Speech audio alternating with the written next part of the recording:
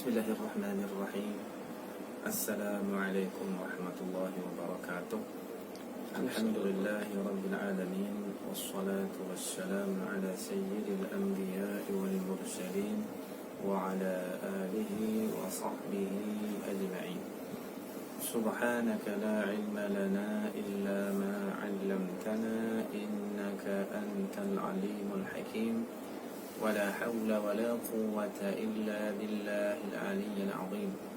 رب يسر ولا تعسر، ربي تمم بالخير. أما بعد، قال الله تبارك وتعالى: أعوذ بالله من الشيطان الرجيم. يا أيها الذين آمنوا كتب عليكم الصيام كما كتب على الذين من قبلكم لعلكم تتقون. Alhamdulillah, pertama sekali kita bersyukur kepada Allah Subhanahu wa Ta'ala kerana masih memberikan kita kesempatan dan ruang, waktu dan masa untuk kita berusaha bersama-sama menjadi hamba yang saleh. Kita yang berada di bulan Ramadan ini, mudah-mudahan segala amal kita diterima oleh Allah dan menjadi sebab kepada hati kita semakin bertambah bertakwa kepada Allah Subhanahu wa Ta'ala, seperti mana tuntutan daripada ayat daripada ibadah puasa itu sendiri yang menatijahkan takwa kepada Allah Subhanahu wa Ta'ala. Allah Ta'ala firman: wahai orang-orang yang beriman, hendaklah kamu, wahai orang-orang yang beriman, diwajibkan ke atas kamu berpuasa seperti mana orang-orang yang terdahulu daripada kamu. Mudah-mudahan kamu bertakwa. Tuan-tuan, perempuan, muslimin, muslimat yang dirahmati Allah Subhanahu wa Ta'ala.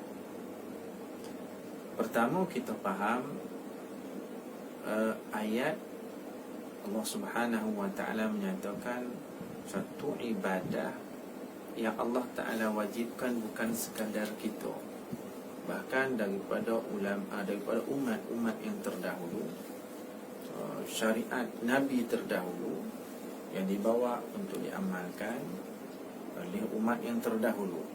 Jadi maknanya puasa itu suatu amalan fardu yang dah pun difardukan oleh Allah Ta'ala juga terhadap umat yang terdahulu. Maknanya satu, kita faham secara zahirnya tuntutan satu amalan kepada satu umat, kalau diwajib di Allah Ta'ala pasti ada guna yang besar di situ. Maka kita dapat di hujung ayat itulah yang terbesar, la'allakum tattaqun, supaya dengan ibadah itu mampu, bahkan boleh kita katakan seperti mana yang disebut oleh banyak ulama dalam penulisan kitab mengaku, bahkan daripada ulama-ulama dalam usaha menafsirkan ayat-ayat yang menyatakan bahawa daripada ayat ini menunjukkan bahawa ibadah puasa, ibadah yang paling mudah meletakkan nilai takwa dalam hati dan hidup seseorang. Sebelum daripada itu, perlu kita faham dulu, sebelum kita nak tahu macam mana, kalau katakan puasa mudah menerapkan takwa dalam hati, kita faham dulu takwa itu apa. Takwa asal daripada perkataan Arab, waqa wiqayatan, takwa maksudnya pelihara. Jadi perkataan asal daripada takwa itu bahasa Melayu dia pelihara. Pelihara apa? Pelihara diri kita daripada perkara yang menjadi kebencian Allah. Pelihara diri kita dengan amalan dan akhlak yang baik-baik. Pelihara diri kita daripada amalan dan akhlak yang buruk. Iaitu akan dapat mencapai seseorang itu kedudukan yang baik di sisi Allah Subhanahu wa Ta'ala.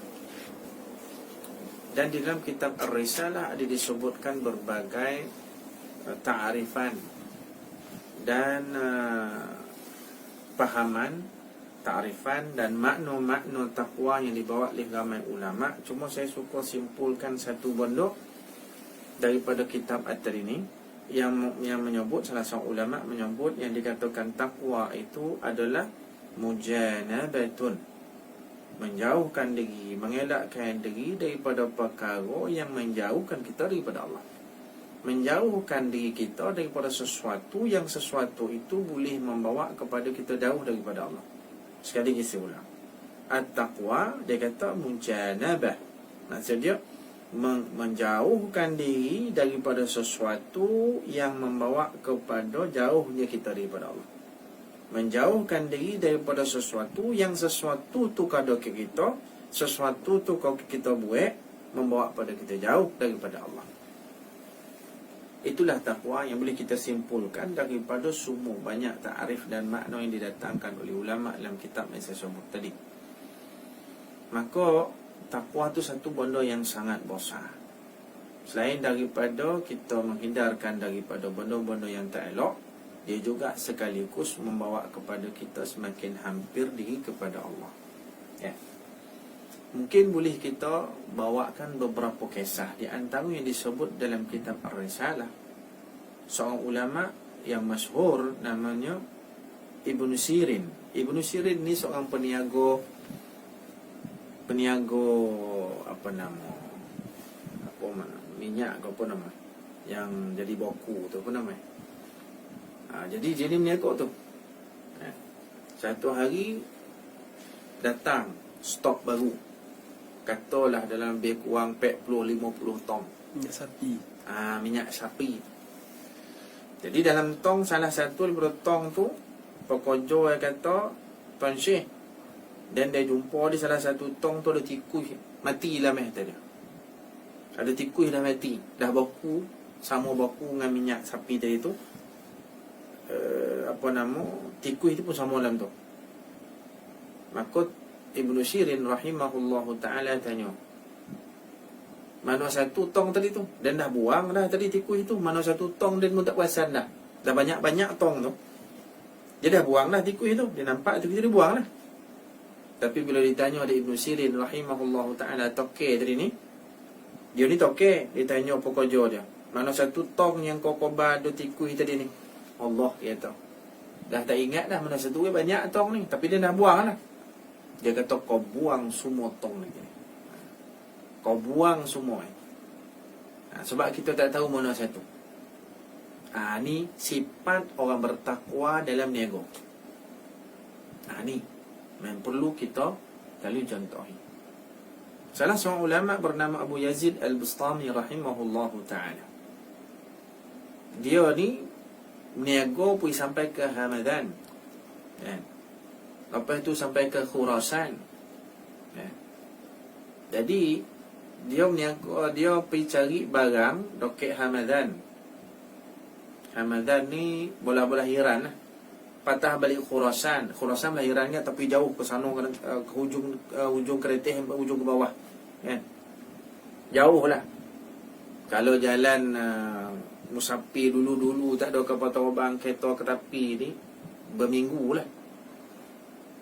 Tapi paling tidak pun seminggu lah. Poi balik situ lagi. Jadi dia beli barang, dia beli situ, dia kata ada biji bonih lah.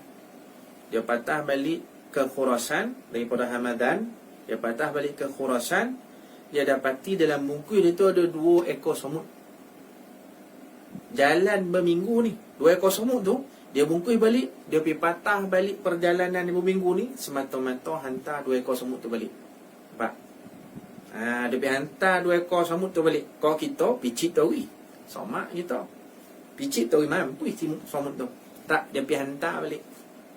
Ni tak ada orang yang akhlak macam ni zaman sekarang. Salah seorang ulama bernama Imam Abu Hanifah An-Nu'man rahimahullahu ta'ala. Ulama hebat, pengasas kepada mazhab Hanafi. Dia ni businessman juga. Dia ni peniaga kain. Kalau kita hari ni bahasa standard entah kain lah kan. Kain elo-elo macam apa tu, entah apa nama dia. Jadi dia jual kain. Kemudian duit banyak lah niaga. Dan ramai orang berhutang dengan dia bagi kan? Kebetulan dia ada lebih duit, dia suka tolong orang. Ni sikap mulia daripada Imam Abu Hanifah An-Nu'man rahimahullah. Nak hutang banyak, nak keperluan banyak mana? Bagi hutang. Keperluan mana? Bagi hutang. Kemudian dikatakan dia kalau berjalan nampak pokok. Kalau pokok tu kepunyaan seseorang ataupun tuan punya dia tu adalah orang yang berhutang dengan dia, dia takkan duduk berteduh di bawah pokok tu.